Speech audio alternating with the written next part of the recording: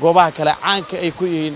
beedhabo meesha marka hadda aan ku sugannahay oo kale haddii dhinacan eriyadan oo kale aan fiirno oo kale waa meel markaasi maxaa lahaa aad u qurux badan sidoo kale haddaan dhinaca kale aan fiirno gadiga waa meel kaloo dabcan buuro ah geedo ay ka baxayaan muuskii sidoo kale timirtii iyo sidoo kale waxyaabaha babaayga ay qayb ka tahay cambihii waa meel markaasi ay ku hareeraysan yihiin quruxda yaa salaam qofkii taga ayaa markaasi garan kara muhiimadda ay leedahay garbada isha baydhabo oo maanta markaasi aan ku sugannahay muxusan meelaha kale haddaan sii fiirno dabcan saa u jeedaan waa goob aad u qurux badan indhaha u roon ilaa eriyadaas dhammaan waxaa markaasi aan samayn doonnaa in aan kelibyo aan ka duubno qaybaha kale ay ka kooban tahay